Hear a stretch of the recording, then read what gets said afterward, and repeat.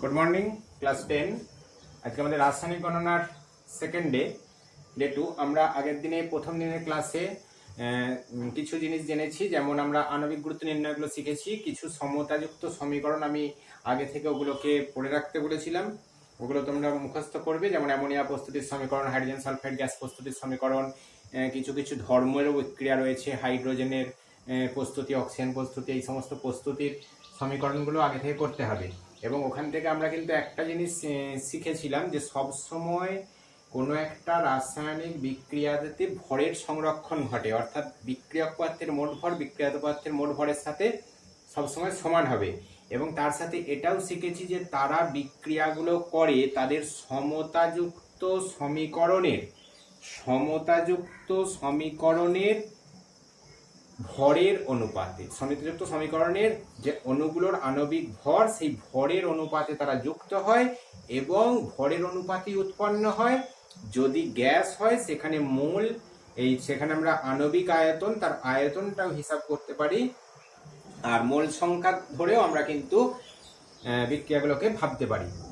আমরা আজকে কিছু বইয়ের থিওরি পার্ট যেটা রয়েছে পড়ার, সেখানে কিছু আলোচনা করব। যেমন একটা জিনিস রয়েছে রাসায়নিক বিক্রিয়া ভরের সংরক্ষণ, এটা আমরা আগের দিনই জেনে নিয়েছি যে রাসায়নিক বিক্রিয়াতে বাঁদিকের পদার্থগুলোর মোট ভর বিক্রিয়ক পদার্থের মোট ভর বিক্রিয়াজাত পদার্থের মোট ভরের সঙ্গে সমান হয়। এটা বিক্রিয়ক পদার্থের ভর সমান বিক্রিয়াজাত পদার্থের ভর, রিঅ্যাকট্যান্টের ভর এবং প্রোডাক্টের ভরটা মাসটা হবে ইকুয়াল। এটা আমরা ভরের নিত্যতা সূত্রতে পড়েছি, কিন্তু এই ভরের নিত্যতা সূত্রের কিছু ব্যতিক্রম আজকে যেটা করব সেটা হচ্ছে ভরের সংরক্ষণ, রাসায়নিক বিক্রিয়া ভরের সংরক্ষণ, তার ব্যতিক্রম কিছু ঘটে। কখন ব্যতিক্রম ঘটে সেটা আগে জানতে হবে। কখন ব্যতিক্রম ঘটে না, দেখা যাচ্ছে যে যেগুলো তাপ উৎপাদী বা তাপ শোষী বিক্রিয়া, এক্সোথার্মিক অর এন্ডোথার্মিক, হ্যাঁ কি বললাম, তাপ উৎপাদী ও তাপ শোষী, যে সমস্ত বিক্রিয়াগুলোতে তাপ উৎপন্ন হয় বা তাপ শোষণ হয় তাদের ক্ষেত্রে কিন্তু দেখা যাচ্ছে এই জিনিসটা ঘটে না, ভরের সংরক্ষণ ঘটছে না। মানে বিক্রিয়ক পদার্থের মোট ভর বিক্রিয়ক পদার্থের মোট ভরের সাথে কিছু সামান্য হলেও পার্থক্য এসে যাচ্ছে। খুব কয়েক টন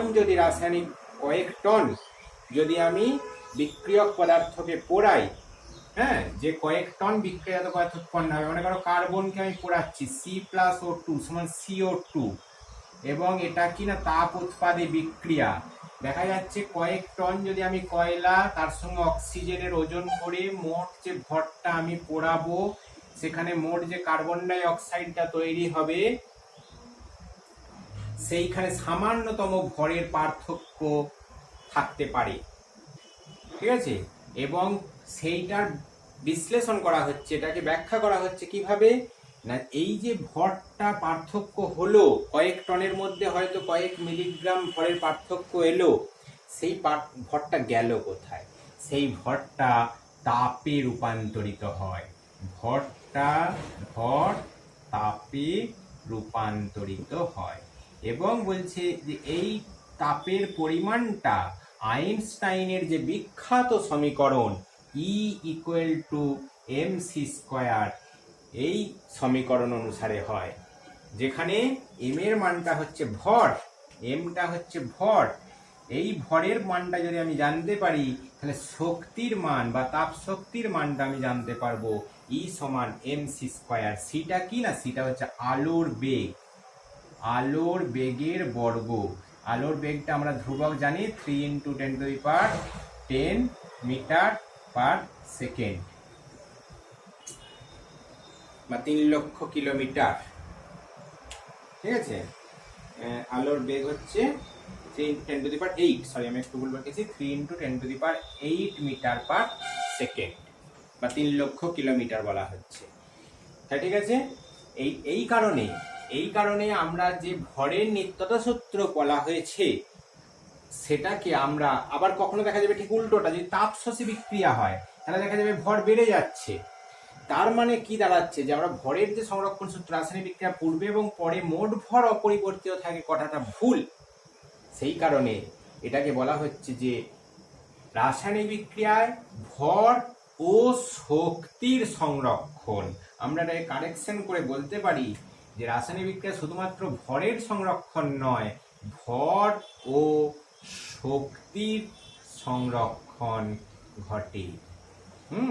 অর্থাৎ তখন সূত্রটা বলতে হবে ভর ও শক্তির সাপেক্ষে সংরক্ষণ। সূত্রটা হচ্ছে, দেখবে বইতে, যে রাসায়নিক বিক্রিয়ার পূর্বে বিক্রিয়ক পদার্থের মোট ভর ও মোট শক্তি বিক্রিয়াজাত পদার্থের মোট ভর ও মোট শক্তি সর্বদা সমান হয়। মোট ভর ও মোট শক্তি যোগফলটা সমান হবে। বোঝা গেছে? আমরা নেক্সট টপিকে চলে যাব, সেটা হচ্ছে গ্যাসের বাষ্প ঘনত্ব। আমরা ঘনত্ব কথাটা, বাষ্প ঘনত্ব, এটাকে ক্যাপিটাল ডি দিয়ে আমরা প্রকাশ করি। বাষ্প ঘনত্ব ক্যাপিটাল ডি।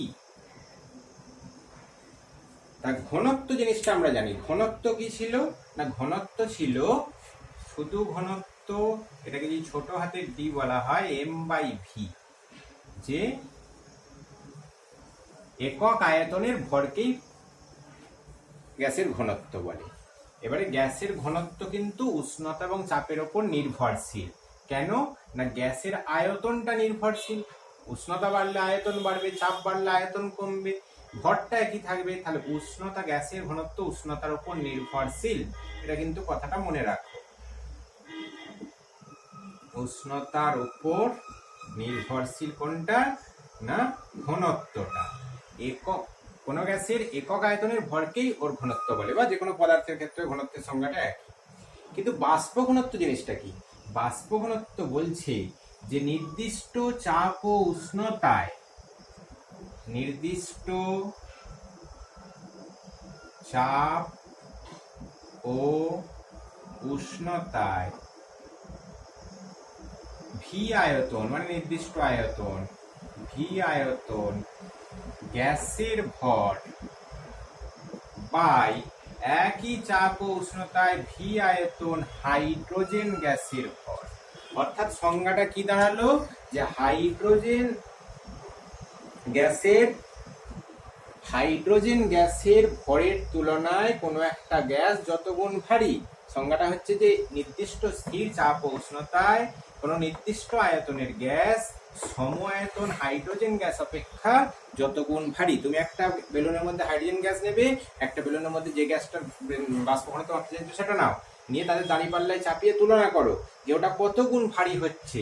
হ্যাঁ, কতগুলো হাইড্রোজেন গ্যাসের বেলুনের সাথে ওই গ্যাসের বেলুনটা ভরটা একই হচ্ছে, সেটাই হচ্ছে তার বাষ্প ঘনত্ব। বোঝা গেছে? বাষ্প ঘনত্বের কিন্তু কোনো একক নেই।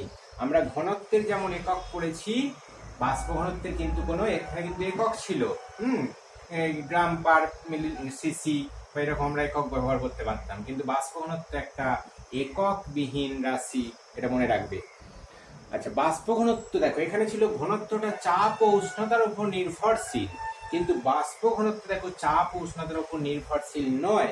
কেন নয়? কিন্তু দেখো সংজ্ঞাতে রয়েছে নির্দিষ্ট চাপ ও উষ্ণতার উপর, নির্ভরশীল কেন হচ্ছে না? না, যখনই তুমি চাপ আর উষ্ণতা চেঞ্জ করবে, হাইড্রোজেন গ্যাসেরও আয়তন চেঞ্জ হবে, ওই গ্যাসটারও আয়তন চেঞ্জ হবে। অর্থাৎ দুজনেরই পরিবর্তনটা একই সাথে ঘটছে। তার মানে আমার বাষ্প ঘনত্ব দেখা যাচ্ছে একই রয়ে যাবে। ঠিক আছে? অতএব এটা চাপ ও উষ্ণতার উপর নির্ভরশীল নয়। আর এর ফলে আমরা ঘনত্ব এবং বাষ্প ঘনত্ব থেকে একটা পার্থক্য আসতে পারে, যে ঘনত্ব কাকে বলে, বাষ্প ঘনত্ব কাকে বলে। ঘনত্ব উষ্ণতার উপর নির্ভরশীল, কিন্তু বাষ্প ঘনত্ব উষ্ণতার উপর নির্ভরশীল নয়। ঘনত্বের একক আছে, বাষ্প ঘনত্বের একক নেই। এই ধরনের একটা পার্থক্য তোমরা তৈরি করতে পারো। নেক্সট, আমরা বাষ্প ঘনত্ব দেখা যাচ্ছে পদার্থের বাষ্প ঘনত্ব আণবিক গুরুত্বের সাথে একটা সম্পর্ক আছে, এবং সম্পর্কটা কি না, মনে করো CO2 গ্যাসের দেখা যাচ্ছে আণবিক গুরুত্ব হচ্ছে কার্বনের 12, 16 × 32, 44 হচ্ছে আণবিক গুরুত্ব M। হ্যাঁ, এবং বাষ্প ঘনত্ব দেখা যাচ্ছে 44/2 সমান 22। এটা হচ্ছে এর বাষ্প ঘনত্ব। এবং এদের মধ্যে সমীকরণটা হচ্ছে তাহলে m সমান 2d, আণবিক গুরুত্ব বাষ্প ঘনত্বের দ্বিগুণ, আণবিক গুরুত্ব বাষ্প ঘনত্বের দ্বিগুণ। হ্যাঁ, এটা মনে রাখো সম্পর্কটা, যে আমি যদি কোনো পদার্থের আণবিক গুরুত্ব বলে দেয় তার বাষ্প ঘনত্ব পাবো, বাষ্প ঘনত্ব বলে দিলে তার আণবিক গুরুত্ব পাবো। m সমান 2d বা d সমান m/2। ঠিক আছে? আচ্ছা, এইখান থেকে এই সমীকরণটা কিভাবে এলো সেটা একটু আমি দেখিয়ে দিচ্ছি, ওটাও বইয়েতে তোমাদের আছে। কিভাবে m সমান 2d প্রমাণটা, এখান থেকে আমরা শুরু করব যে ভি আয়তন হাইড্রোজেন গ্যাসের ভর বাই ভি আয়তন H2 গ্যাসের ভর। তাহলে এখান থেকে আমি যদি এক আয়তন কথাটা বলে দিই, তাহলে নির্দিষ্ট চাপ ও উষ্ণতায় ভি আয়তন হাইড্রোজেন গ্যাসের ভরের মধ্যে আমি অ্যাভোগাড্রোর সূত্র থেকে জানি সেখানে যত সংখ্যক অণু থাকবে n সংখ্যক গ্যাস অণুর ভর বাই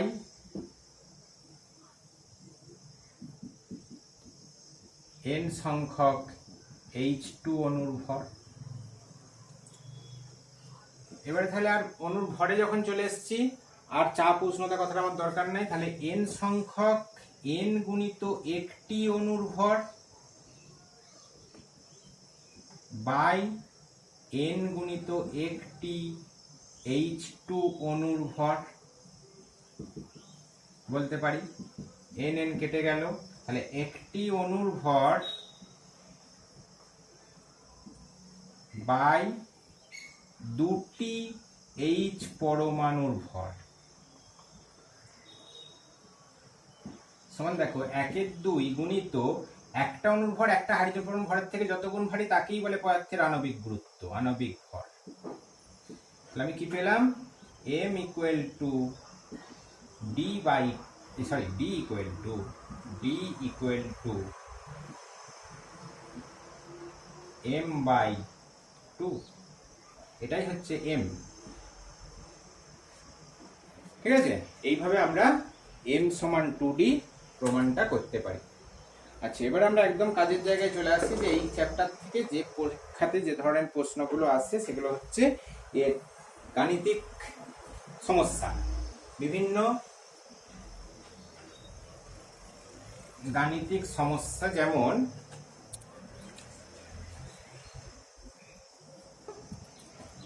যেমন দেখো, আমরা দুটো সমস্যা নিয়েছি। প্রথম সমস্যাটা আছে 5.1 গ্রাম H2S প্রস্তুতির জন্য কত পরিমাণ FeS এর সাথে H2SO4 এর বিক্রিয়া ঘটাতে হবে।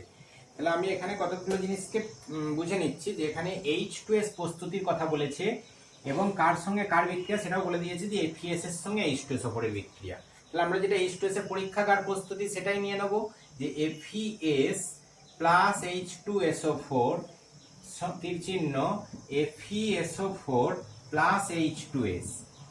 দেখো, প্রথমে আমাকে সমীকরণটাকে করে নিতে হবে।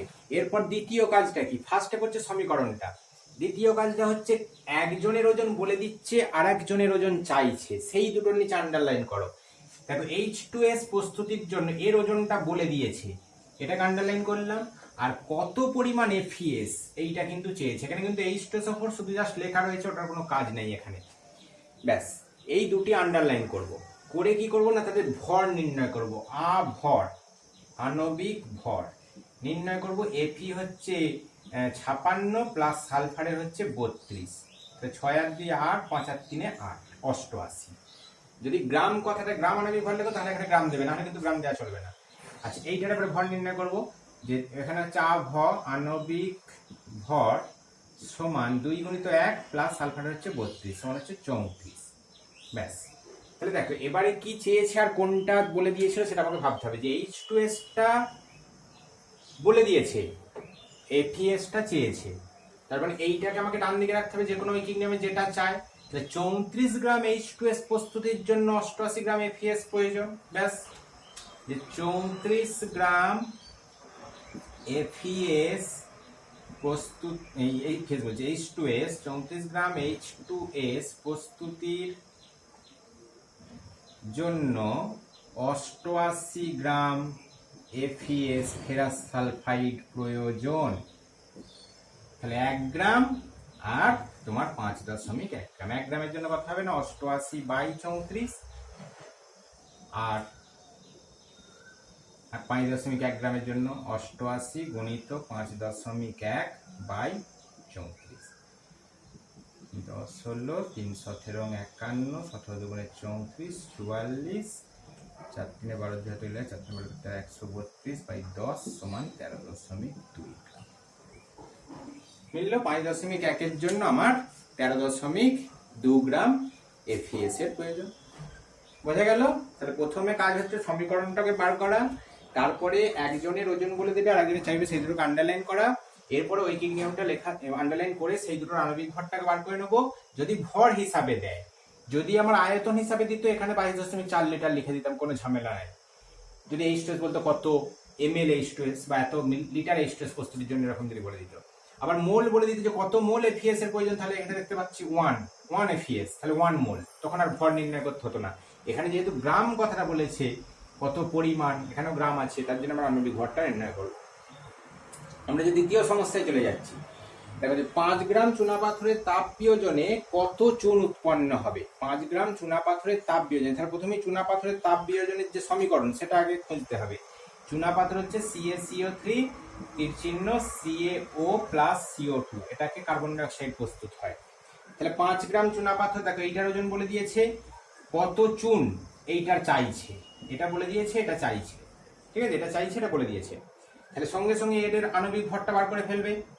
এর আণবিক ভর দেখবে কত হয়, এরা ভর দেখবে কত হয়, ব্যাস। এবারে বলো কি নিয়মটা, কোনটা বাঁ দিকে থাকবে কোনটা ডান দিকে থাকবে। 5 গ্রাম চুনাপাথরের তাপ বিয়োজনে কত চুন, তাহলে এই ডান দিকে, তাহলে এত গ্রাম চুনাপাথরের তাপ বিয়োজনে এত গ্রাম চুন, এত গ্রাম চুনাপাথরের তাপ বিয়োজনে কত গ্রাম চুন উৎপন্ন হবে। বোঝা গেল? এইভাবে আমরা অঙ্কগুলো, আমি আর একটা সমস্যা দেখছি,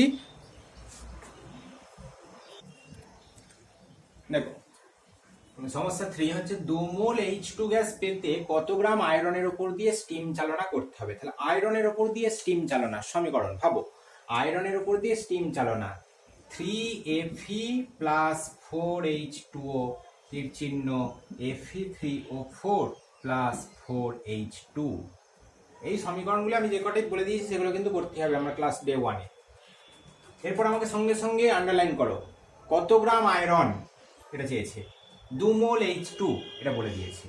তাহলে দেখো এটা মোল সংখ্যাতে বলেছে আর এটা কিন্তু গ্রামে বলেছে, যেটা গ্রামে বলেছে কত গ্রাম আয়রন, তাহলে এটা ভরটা বার করতে হবে। আণবিক ভর, আণবিক ভর হচ্ছে 3 গুণিত 56, যেটা হবে 3 × 168। 4H2 তার মানে এটা 4 মোল তৈরি হচ্ছে, 4H2 মানে 4 মোল, তাহলে 2 মোলের জন্য কত, দেখো কোন এইটা বলে দিয়েছে, এটা চেয়েছে, তাহলে ভাষাটা ঘুরিয়ে লিখতে হবে যে 4 মোল H2 তৈরি করতে 4 মোল হাইড্রোজেন তৈরি করতে কত Fe প্রয়োজন, 168 গ্রাম Fe প্রয়োজন। তাহলে 1 মোলের জন্য আর কত মোল বলেছে, 2 মোল, ব্যাস ঐকিক নিয়ম। এইভাবে তোমরা বইয়েতে যে অঙ্কগুলো আছে এবারে করার চেষ্টা করো, না পারলে আমাকে ফোন করবে। ওকে, আজ এ পর্যন্তই।